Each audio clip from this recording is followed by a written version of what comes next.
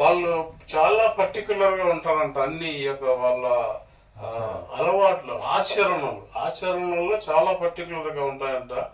మనకు 10 ఆజ్ఞలు మాత్రమే తెలుసు, వాళ్ళకు 613 ఆజ్ఞలు ఉన్నాయంట. మరి ఆ 10 కూడా మనకు గుర్తుండవు. వాళ్ళకి 613 ఆజ్ఞలు. చాలా నిష్ఠ, నియమము గరిష్ఠులై ఉండే వాళ్ళంట యూదులు.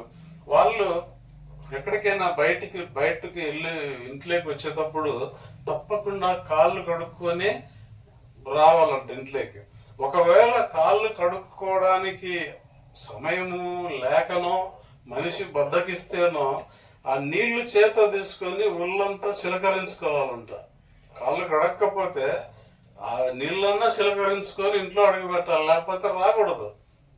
కనుక ఇప్పుడు ఆ యూదుల శుద్ధి, అందుకే ఎవరి శుద్ధీకరణ అన్నాడు? యూదుల శుద్ధీకరణ ఆచారం ప్రకారం 6 రాతి బాణాలు అక్కడ ఉండెను అంటాడు. కనుక ఈ యొక్క నీటి స్వభావము శుద్ధి చేసే స్వభావం అయింటుంది ప్రియులారా.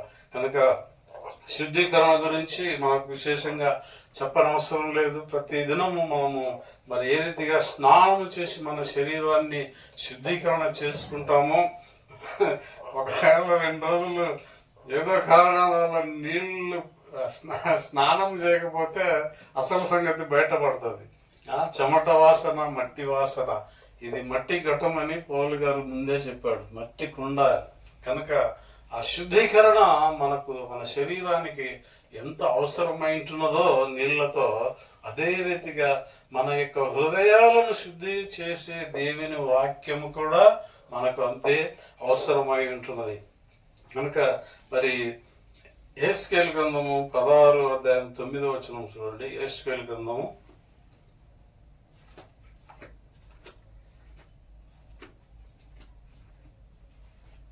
అప్పుడు నేను నీళ్లతో నిన్ను కడిగి నీ మీదనున్న రక్తమంతయు తుడిచి నేను నూనెతో అంటి విచిత్రమైన కుట్టు పని చేసిన వస్త్రము నీకు ధరింపచేసి తిని, సన్నైన ఎర్రని చర్మముతో చేయబడిన పాదరక్షలు నీకు తొలగించి తిని, సన్నపు అవిసి నార బట్ట నేను వేయించి తిని, నీకు పట్టుబట్ట ధరింపచేసి తిని.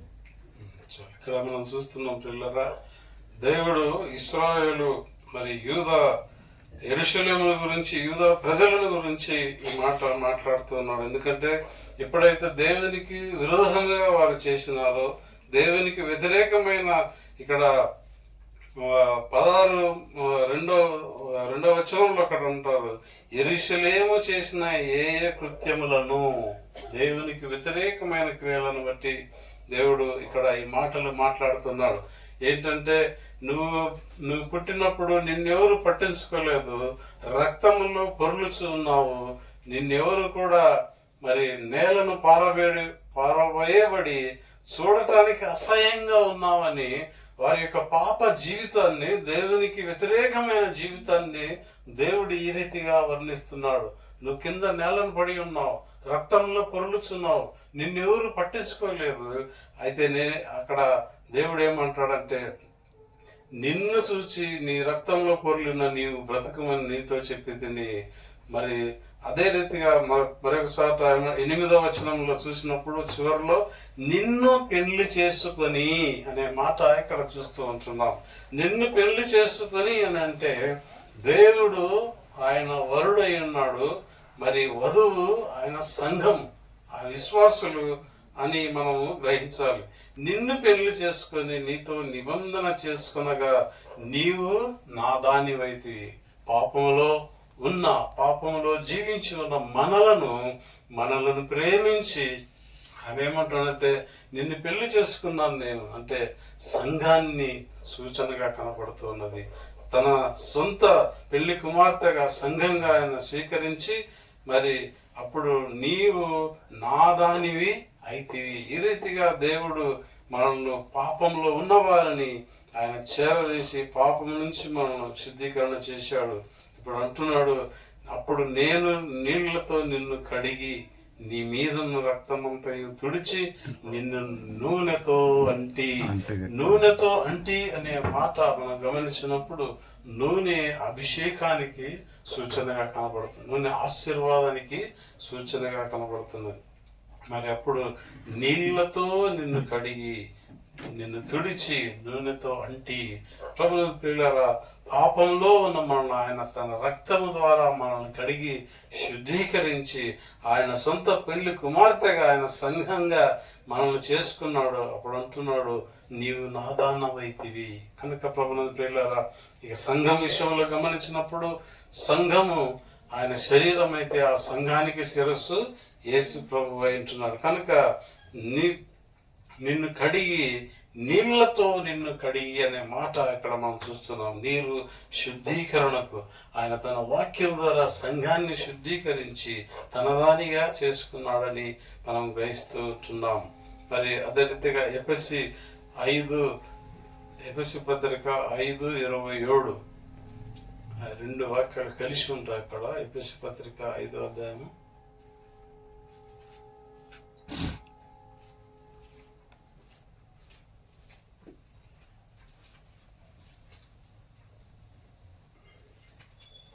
ఎఫెసీ 5:25-27 పూర్తిగా రెండు కలిసే ఉంటాయి.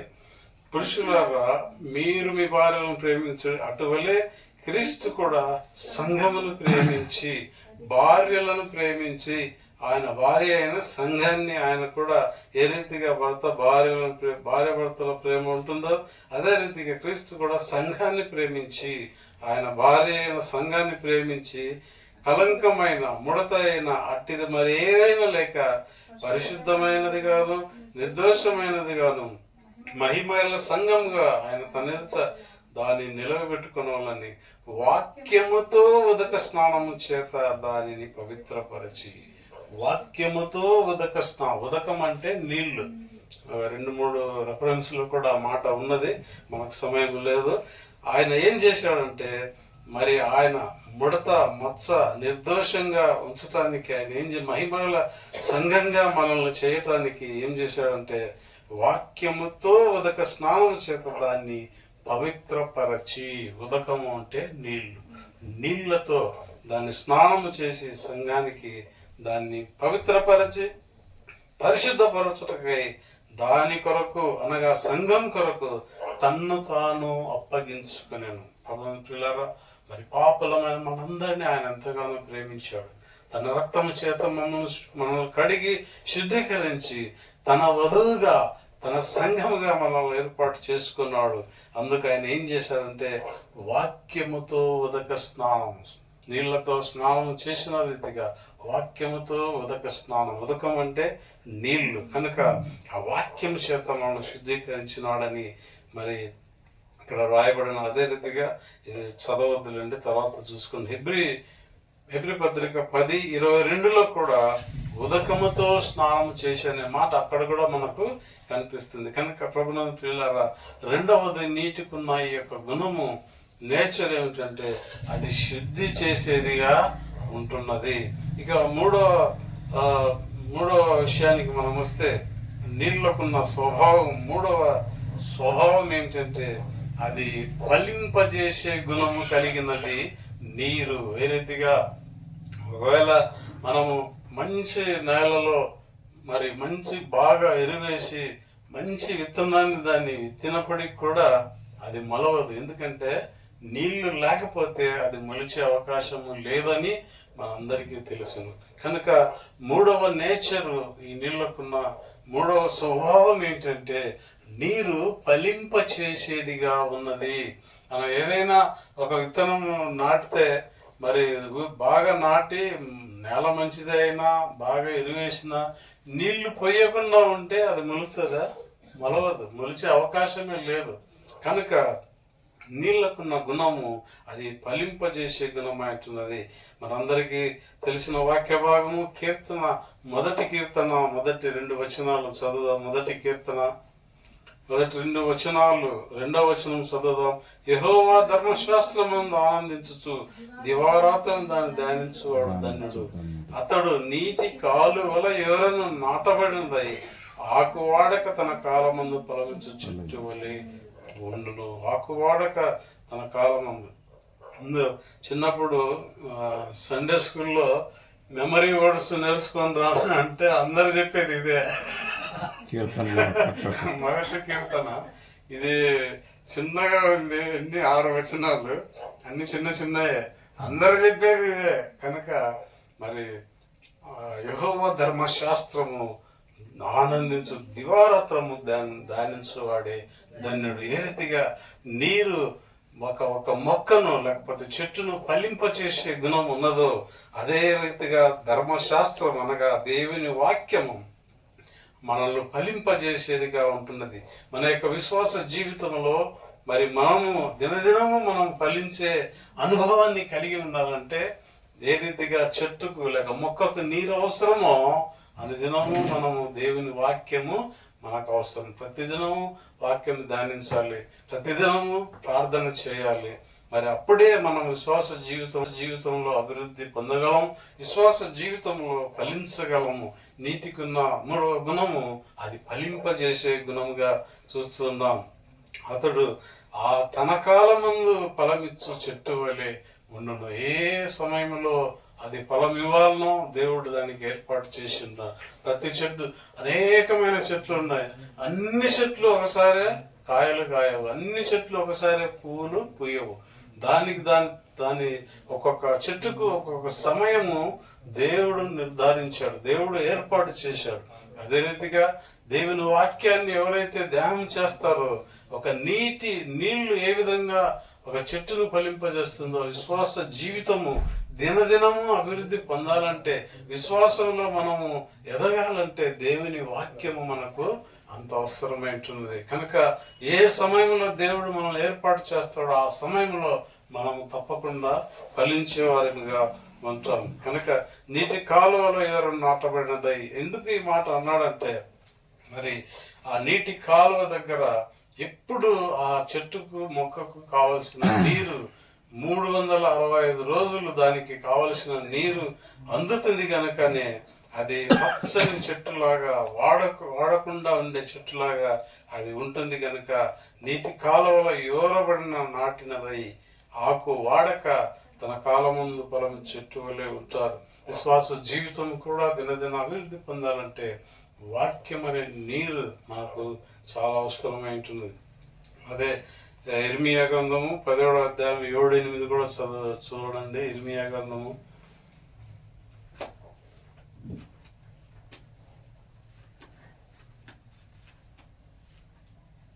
17:7.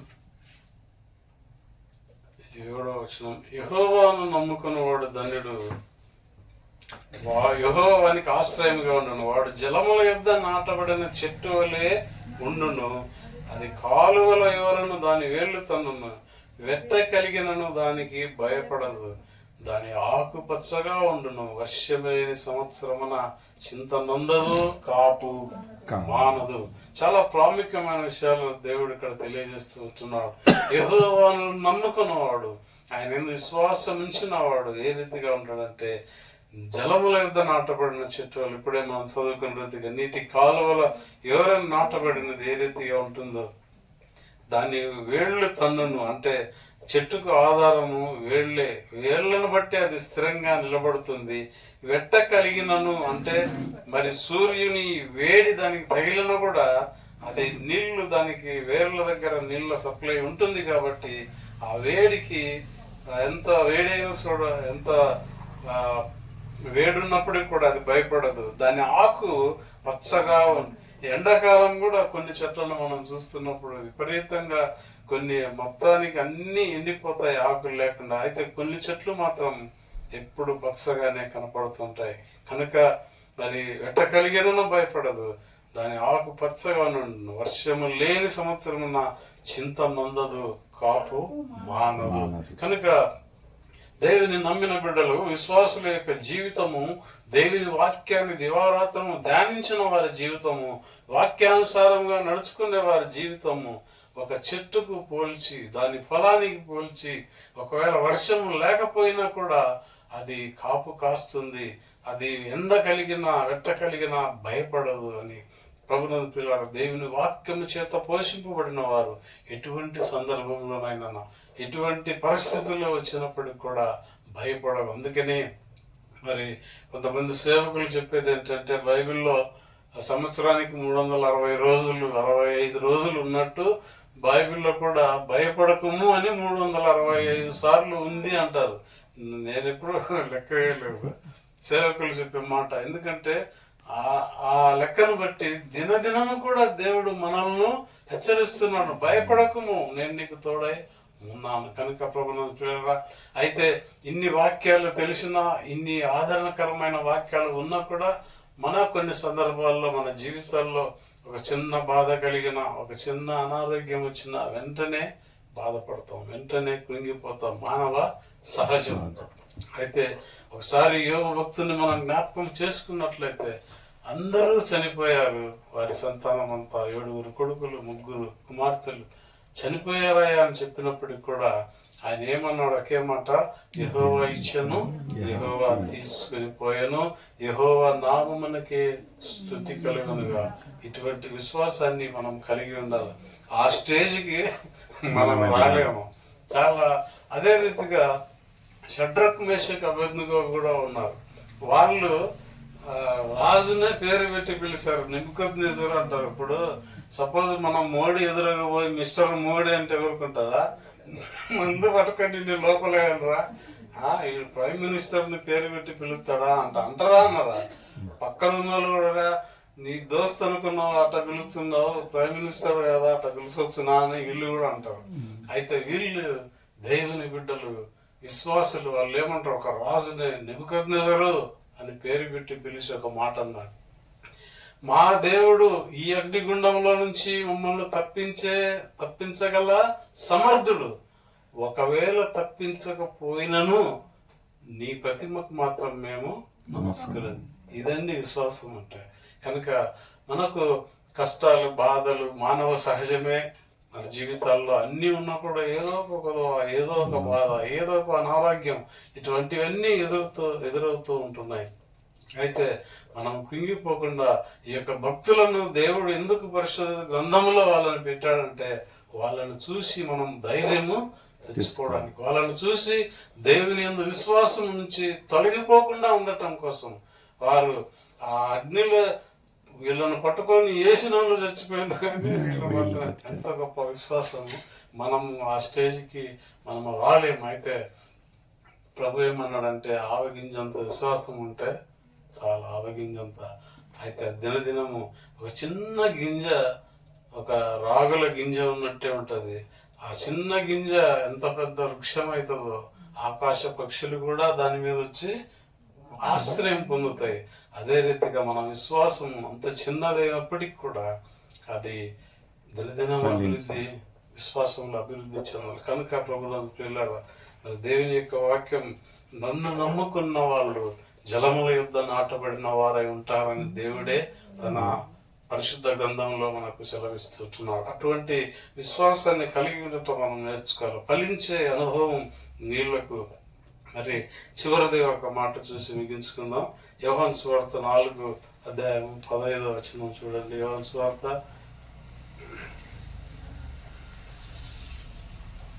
4:15.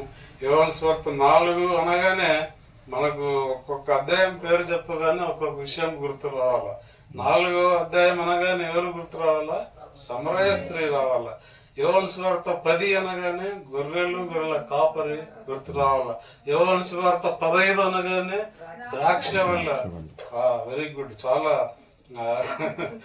అందరూ మన ప్రేయర్స్ లో ఉన్న వాళ్ళందరూ వాక్యంలో బాగా అప్డేట్ ఉన్నారు. దేవునికి స్తోత్రం. మరి ప్రియులారా, ఇక్కడ 4వ అధ్యాయము. మరి ఇప్పటి వరకు ప్రభువు సమరయ స్త్రీతో మాట్లాడాడు. ఇప్పుడు ఆమె ప్రభుతో ఏముంటుందో చూద్దాం. 4వ అధ్యాయము 15 ఆ స్త్రీ ఆయనను చూచి, అయ్యా, నేను దప్పికొనుకుంటున్నట్లును చేదు కొనుటకి ఇంత దూరం రాకుండానట్లు ఆ నీళ్లు నాకు దయచేయమని అడగగా, ఈమెమంటుందంటే ఆ బావి గురించి, బావిలో ఉన్న నీళ్ల గురించి ఆలోచన చేస్తుంది. అంటే ఫిజికల్ వాటర్ ను ఆమె ఆలోచన ఆ రీతిగా ఉన్నది. అందుకే ఏమంటుందంటే, నువ్వు ఆ నీళ్ళు ఇస్తే నేను ఇంత దూరం వచ్చే పని ఉండదు, మళ్ళీ బావి దగ్గరకు వచ్చి బరువుగా వాటిని చేదుకోవాలా. అది లేకుండా ఆ భారం లేకుండా, ఆ కష్టపడకుండా నేను ఇంత దూరం రాకున్నట్టు ఆ నీళ్లు నాకు దయచేయము అని అడుగగా ఆ నీళ్లు ఆమె స్వాభావికమైన ఈ నీళ్లు గురించి ఆమె మాట్లాడుతుంది. కానీ ఆ తర్వాత కొన్ని మాటలు ప్రభు ఆమెతో చెప్పినప్పుడు ఆ నిజమైన నీరేంటో ఆమె తెలుసుకున్నది. ఆయన ఎందుకు విశ్వాసం ఉంచి ఆ ఊరిని అందరినీ ప్రభు దగ్గరికి నడిపించిన ఒక ఘనత, ఎంత ఘనత ఆమెకు దేవుడు దయచేసినాడు చూడండి ప్రభుని ప్రియులారా. ఆ నీళ్లు మరేదో కాదు, కానీ ఆ నీళ్లు నాకు దయచేయము అనగా ఆ నీళ్లు దేవుని వాక్యమే, జీవజలమైన దేవుని వాక్యమే. కనుక ప్రభునందు ప్రియులారా, నీళ్లను గురించి ఈరోజు మనం ధ్యానం చేశాము. నీళ్లు మరేదో కాదు, దేవుని వాక్యమే అని. ఆ నీళ్ళ స్వభావాలను మూడింటిని తెలుసుకున్నాం. ఒకటి, నీళ్లు దాహం తీర్చేది. మరి అదే రీతిగా మన ఆత్మీయ దాహాన్ని మనం తీర్చాలంటే దేవుని వాక్యము విశ్వాస జీవితంలో మనకు అవసరం. నీళ్లు రెండవది, శుద్ధి చేసేదిగా ఉంటున్నది. మన యొక్క పాప జీవితాన్ని ఆయన కడిగి, వాక్యమనే ఉదకంతో నేను నిన్ను కడిగి నా దానిగా చేసుకున్నాను అన్నాడు. మూడవది, నీళ్లకున్న స్వభావం ఫలింపజేసే స్వభావం. మనం విశ్వాస జీవితంలో అలాగే ఉండిపోకుండా దినదినము దేవుని దృష్టిలో వాక్యంతో మనం ఎదగాలంటే దేవుని వాక్యము, నీళ్లు ఏ రీతిగా ఒక చెట్టుకు అవసరమో విశ్వాస జీవితానికి దేవుని వాక్యం కూడా మనకు అవసరమై ఉన్నది. ఆమె అడుగుతుంది, అయ్యా ఆ నీళ్లు నాకు